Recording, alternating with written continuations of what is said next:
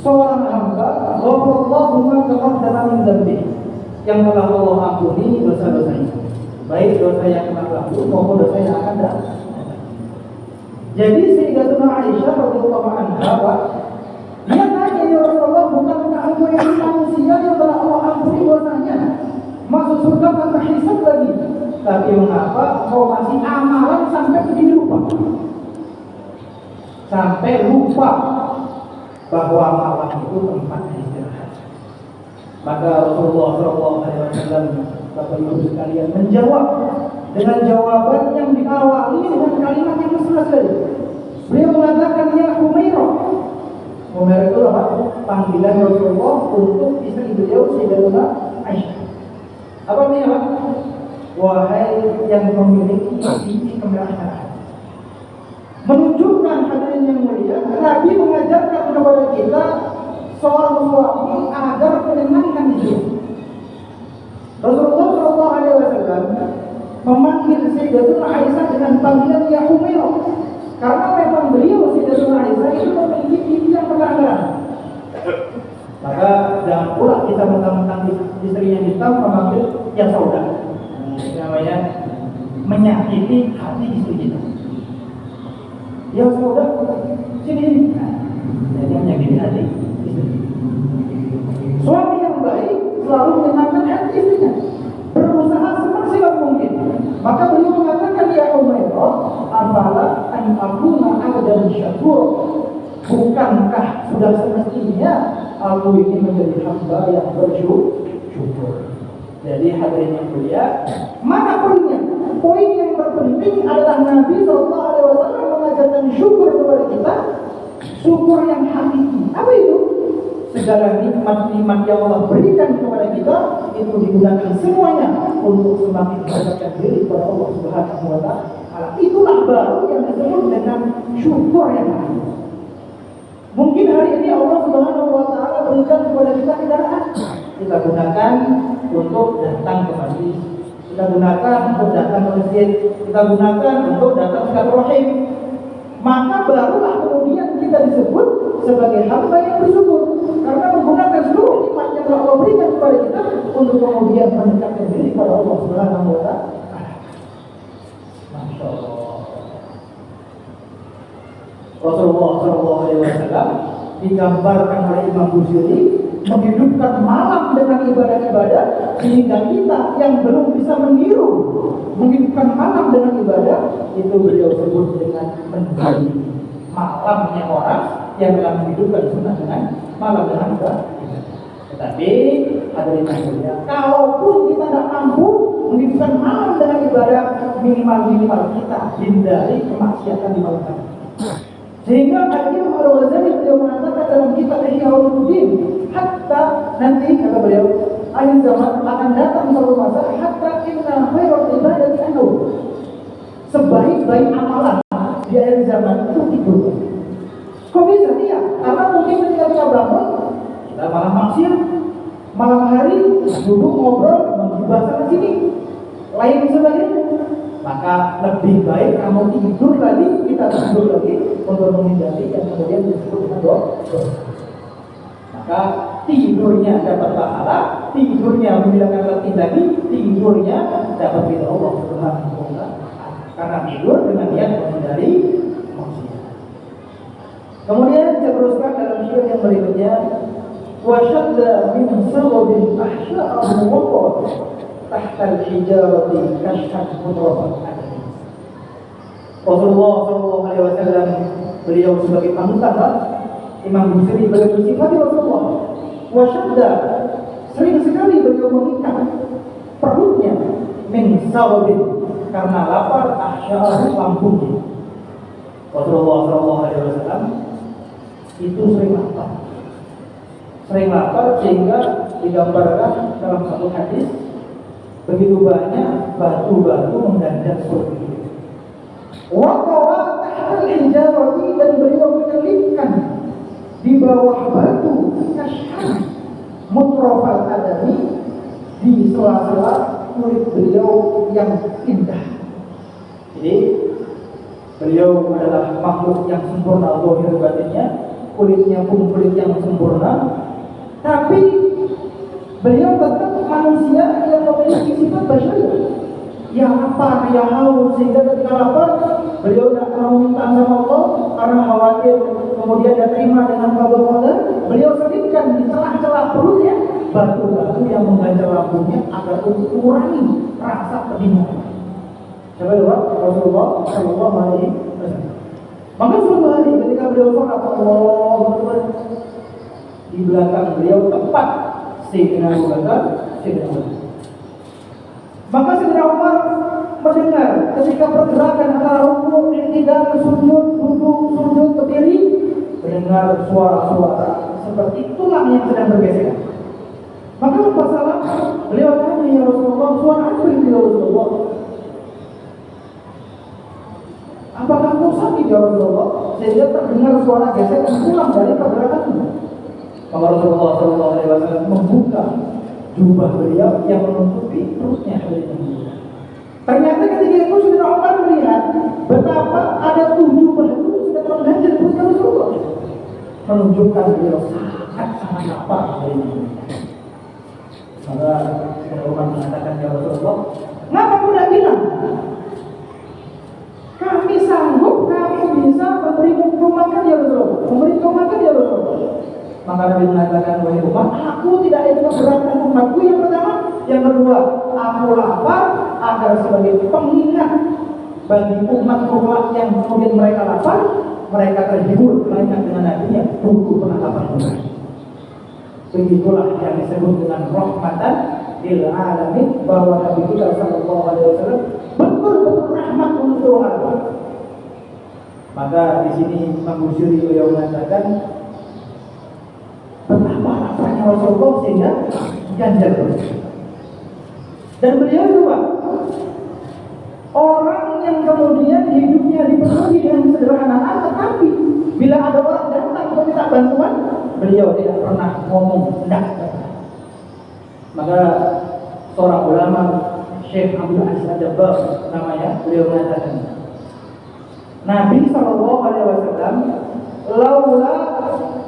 la kopi apa namanya tasyahud awal, tasyahud akhir, seandainya bukan karena la dalam tasyahud awal dan tasyahud akhir, maka lanya iya. Artinya beliau tidak pernah ngomong tidak untuk orang yang kemudian minta bantuan. Dan ini kemudian menjadi sifat ahlul bait Rasulullah sallallahu alaihi wasallam.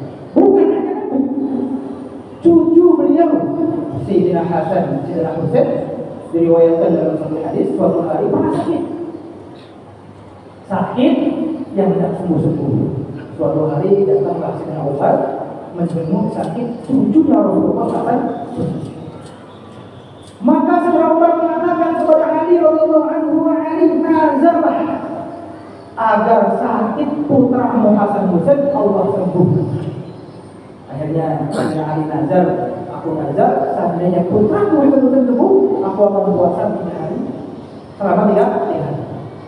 Maka istri beliau Fatimah radhiyallahu anha yang mendengar nazar Sayyidina Ali, suaminya itu nazar juga, kalau putraku Hasan Husain sembuh saya akan puasa 3 hari. Maka Hasan Husain putranya yang masih anak-anak pun nazar, kalau kami sembuh kami akan puasa 3 hari. Berikut juga pembantunya nazar puasa 3 hari kalau Hasan Husain sembuh. Maka tidak lama kemudian sembuhlah Sayyidina Hasan dan Sayyidina Husain. Maka karena mereka sudah sembuh, akhirnya mereka mengerjakan nazarnya puasa selama 3 hari. Ternyata hari itu di keluarganya Sayyidina Ali, Sayyidina Fatimah tidak ada makanan. Maka akhirnya mereka sahur hari pertama hanya minum air putih saja. Paginya Sayyidina Ali datang ke tetangganya. Tetangganya ini Pak, orang Yahudi, namanya Syamul. Itu punya usaha meminta kulit domba. Maka Sayyidina Ali datang ke rumah Syamul, dia mengatakan, wahai Syamul, bisakah aku bekerja di sini meminta kulit dombamu dan engkau berikan aku 3 takar gandum. Itu kalau dalam riwayat yang lain 1 sok. 1 sok itu kurang lebih 2,7 kg. Maka ini tentu diberikanlah satu karung. Dibawa pulang, dipintallah oleh beliau Sayyidah Fatimah. Dipintal sampai pagi hingga sore, diupahi satu sok gandum.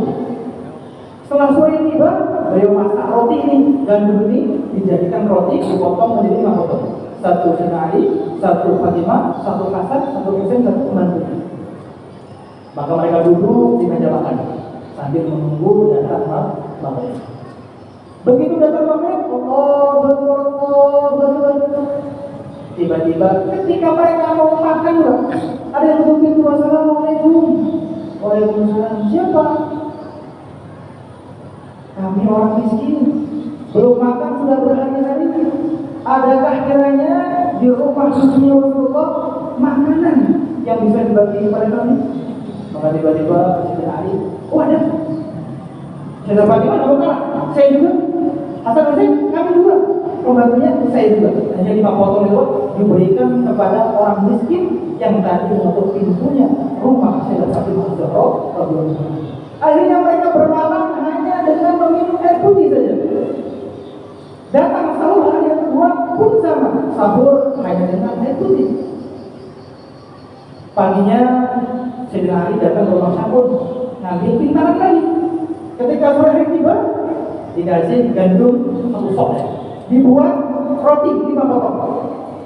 Menunggu datangnya maghrib. Ketika maghrib juga dengan perut yang sudah begitu lapar dan panas, Allahu Akbar, Allahu Akbar. Hampir mereka menggigit, ada yang tertimbul. Assalamualaikum warahmatullahi wabarakatuh. Siapa? Kami anak yatim. Belum makan sudah berhari-hari. Adakah kiranya makanan yang bisa dibagi untuk kami? Oh ada. Yang 5 potong diberikan semuanya. Sayyidina Hasan, Sayyidina Husain dalam keadaan badannya yang gemetar. Hanya minum air putih 1 gelas. Datang sahur malam yang ketiga tetap sama, minum air putih saja. Maka mereka dalam keadaan pagi siang pucat wajahnya. Sayyidina Ali tetap sama. Di hari ketiga beliau datang ke rumahnya Syakun mengambil pintalan kulit domba. Kemudian diupahi lagi 1 sok, dibuat roti lagi 5 potong.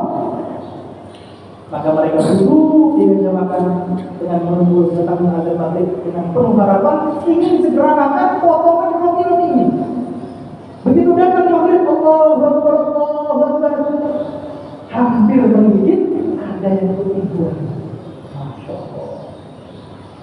Assalamualaikum warahmatullahi wabarakatuh. Siapa? Kami tawanan yang tidak diberi makan oleh penawan kami berhari-hari dan kami lapar. Adakah kiranya sedikit makanan yang bisa bermakan? Maka Sayyidah Fatimah, kalau saya buat, Sayyidina Ali, saya pun buat. Gimana dengan anak kamu, anak kita Hamzah? Maka tiba-tiba putranya kami pun buat. Berikan saja. Pembantunya saya pun buat. Akhirnya diberikan kepada orang yang hari ketiga tetap tutupin kepada tawanan lah. Maka akhirnya mereka bermalam tidur dalam keadaan perut sangat lapar. Badan begitu bergemetar. Pagi-paginya Sayyidah Fatimah nangis melihat putranya yang semakin pucat badannya. Maka ditunjuklah Hasan Husain menuju Rasulullah SAW. Ya Rasulullah, ketika Nabi melihat putra Sayyidah Fatimah, cucunya Rasulullah, begitu pucat, begitu kurus, nangis beliau. Ada apa kalian ini? Maka mereka diajak pulang ke rumahnya, berjumpa dengan ibundanya Sayyidah Fatimah radhiyallahu anha. Ketika itu Pak, Sayyidah Fatimah sedang sujud, nangis doa, ya Allah, tolonglah keluargaku, tolonglah keluargaku ya Allah. Maka ketika itu turunlah mereka Jibril yang membawa satu ayat berupa penghibur untuk mereka semua yang sampai hari ini Pak, detik ini kita bisa membacanya. Dalam surat Al-Insan ayat 7 Jibril mengatakan, Allah berfirman, wa yu'minuna ta'ama ala hubbihi miskinan wa yatiman wa asira. Ini ayat mensifati betapa hebatnya keluarga Sayyidina Ali ikram dengan orang-orang padahal mereka sendiri pun. Wa yu'minuna mereka memberi makan ala hubbihi atas dasar cinta kepada Allah Subhanahu wa taala, miskinan wa yatiman wa asira, kepada orang miskin, anak yatim dan tawanan. Maka itulah ciri khas orang iman sejati orang Islam sejati mereka mementingkan yang kemudian disebut dengan sifat ikrarul muslimin. Kita muliakan saudara kita muliakan teman-teman kita. Kalaupun seandainya kita tidak punya dan kita butuh, minimal pernah sekali kita mengamalkan amalan ini. Insya Allah ya. Nah, dan kita masuk dalam kategori ayat hubbi, orang yang cinta kepada Allah Subhanahu wa Ta'ala. Hadirin wal hadirat rahimakumullah. Satu syair lagi saya bacakan. Wa rawadat al-jibal asyumma min dhahabin an nafsihi faraha ayyama syamani. Ini syair Bismillah. Bagaimana hebatnya Imam Busiri mensifati Rasulullah SAW. Nabi Muhammad manusia yang tetap butuh dengan makan dan minum, tetap butuh dan kemudian disebut dengan harta untuk mencukupi kebutuhan keluarganya. Tetapi bagaimana hebatnya Rasulullah, zuhudnya Rasulullah disifati oleh Imam Busiri, warawadat bil-jibal, gunung-gunung merayu Rasulullah. Asyummu min dhahabin an nafsi, menawarkan dirinya untuk menjadi emas. Gunung Uhud, gunung-gunung di Madinah menawarkan dirinya untuk menjadi emas dan agar Rasulullah terima. Tetapi kemudian Rasulullah SAW melihat gunung tersebut, ayyama syamami, beliau menolak dengan sementah-mentahnya. Kalau ayyama syamami juga kita nggak bisa terjemahkan. Ayyama syamami itu menolak dengan bahasa yang tidak adil. Misal seperti ini. Kita datang ke rumah seseorang ingin meminang putrinya. Maka bapaknya mengatakan, wahai putriku, ini ada orang laki-laki yang meminang dirimu. Coba kau lihat. Maka dia lihat. Ketika dia lihat kita, dia mengatakan, itu disebut dengan ayyam syamami. Jadi ditolak bukan memang sudah tidak kamu, bukan, tapi tidak suka. Nah, begitulah Rasulullah SAW menolak al-jibal min dhahabin, gunung dari emas beliau, menunjukkan bagaimana Rasulullah SAW hidupnya penuh dengan kesederhanaan dan kemudian disebut dengan zuhud. Padahal beliau sangat-sangat butuh. Sehari lapar, sehari kenyang, sehari lapar, sehari kenyang. Mengapa? Beliau menjadi seperti itu. Karena ketika kenyang beliau syukur, ketika lapar beliau bisa Allah Subhanahu wa Ta'ala. Hadirin Allah rahimahullah, begitulah hebatnya Rasulullah SAW. Hari-hari yang kita dengar tampaknya Rasulullah, zahirnya Rasulullah, akhlaknya Rasulullah, tetapi ada akhlak-akhlak yang tidak pernah kita bayangkan yang kemudian dimiliki Rasulullah. Maka beliau mengatakan, innama bu'ithu liyutammima makarimal akhlak. Aku itu diutus untuk menyempurnakan akhlak. Arti dari menyempurnakan itu maksudnya akhlak yang sudah ada itu nanti dimiliki semuanya, dan akhlak-akhlak yang belum ada diberikan oleh Rasulullah SAW. Itulah arti menyempurnakan. Sehingga bagaimana akhlak beliau, bagaimana adab beliau, bagaimana istimewanya beliau, itu betul-betul sulit kita tiru. Sangat-sangat sulit. Bahkan ke anak cucunya sulit. Suatu hari Sayyidina Hasan radhiyallahu anhu ngaji, seperti ini ngaji. Tiba-tiba datanglah seorang Yahudi dan dia mengatakan, A'antal Hasan bin Ali, apakah kamu Hasan bin Ali? Naam ya Sayyidi, benar wahai Tuhan. Maka tiba-tiba bapak tersebut, orang Yahudi tersebut meludahi wajahnya Sayyidina Hasan bin Ali bin Abi Thalib radhiyallahu anhu. Dan dia mengatakan, di dunia ini tidak ada orang yang aku benci melebihi engkau dan ayahmu Ali. Maka dia mengatakan, wahai bapak, wahai mama, wahai Tuhan, apakah ayah masih hidup? Ya. Wallahi ana uhibbuka wa uhibbu abaka. Demi Allah aku cinta denganmu dan cinta dengan ayahmu. Sudah dicaci maki di depan banyak orang, diludahi lagi, tetap membalas dengan cinta, dengan kalimat sopan, dengan kalimat kebaikan untuk menyenangkan orang yang menyakiti hatinya Hasan bin Ali bin Abi Thalib. Maka ketika dia diludahi, dibukanya Pak, kalau kita gimana? Oh, ini juga mantap ya. Maka dengan lemah lembut beliau mengusap itu lukanya Yahudi. Ini bukan Yahudi, mohon maaf salah, ini orang Islam. Sudah Islam, tetapi dia Khawarij. Khawarij itu adalah kelompok di mana mereka benci keluarganya Rasulullah SAW. Maka Sayyidina Hasan bin Ali bin Abi Thalib berdiri sambil mengusap ludahnya, dia mengatakan, qala abi haddatsana jaddi anna riqal muslimin shifa. Kakek Rasulullah SAW mengatakan bahwasanya ludahnya orang Islam itu sudah diludahi, tetap melihat bagaimana akhlak bahwa ludahnya orang Islam itu. Maka tiba-tiba laki-laki tersebut tersungkur mencium kulitnya Sayyidina Hasan dan dia mengatakan, wallahi asyhadu annaka ibnu binti Rasulullah. Demi Allah saya bersaksi bahwa engkau wahai Hasan betul-betul cucunya Rasulullah SAW. Mengapa Pak? Karena dzurriyyah Rasulullah SAW itu sifatnya, Allah sifatnya dalam Al-Quran idfa' billati hiya ahsan. Mereka tidak akan pernah membalas keburukan dengan keburukan, selalu membalas keburukan dengan kebaikan. Maka hadirin yang mulia, dalam satu hadis Imam Tirmidzi beliau meriwayatkan, "Addibu auladakum ala thalathi khisal, hubbi nabiyyikum wa hubbi ahli baitihi wa hubbi qira'atil Qur'an." Beliau mengajarkan kepada kita, Rasulullah memberikan ultimatum kepada kita agar kita mencintai Rasulullah, Nabi kita, kemudian mencintai Ahlul Bait Rasulullah sallallahu alaihi wasallam. Hadirin wal hadirat rahimakumullah rahimahullah. Terlebih hari-hari ini, hari terakhir, banyak sekali opini-opini yang menggiring kita untuk kemudian membenci zuriat Rasulullah. Maka semakinlah kita cinta dengan Rasulullah dan semakin cinta dengan zuriat Rasulullah sallallahu alaihi wasallam.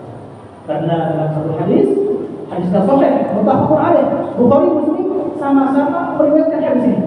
Nabi beliau mengatakan, al-mar'u ma'a man ahabba, seseorang kelak di akhirat akan Allah kumpulkan dengan siapa yang dia cinta.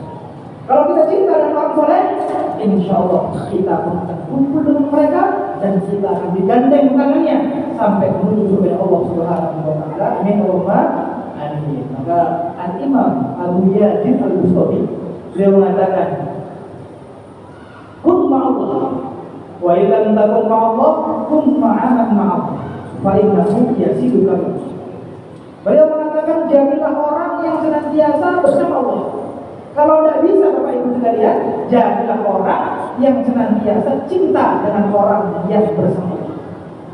Mengapa? Fa innahu yasiduka Allah, karena mereka lah kelak yang akan menuntun kita sampai kepada Allah Subhanahu wa taala. Maka semoga kajian kita malam ini menambahkan kecintaan kita kepada orang-orang soleh, terutama Rasulullah SAW dan Ahlul Bait Rasulullah SAW, sehingga kelak kita dikumpulkan oleh Allah Subhanahu wa taala dengan mereka dan masuk ke surga bersama-sama mereka semuanya. Amin Allahumma amin. Al-Fatihah.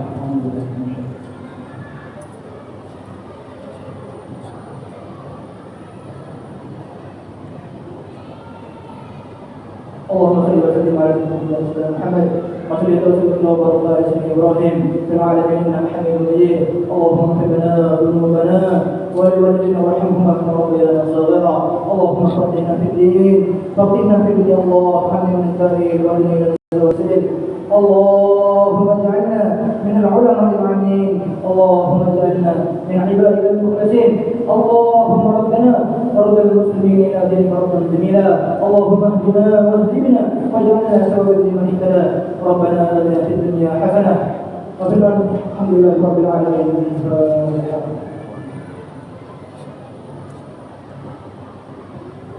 السلام عليكم ورحمه الله وبركاته.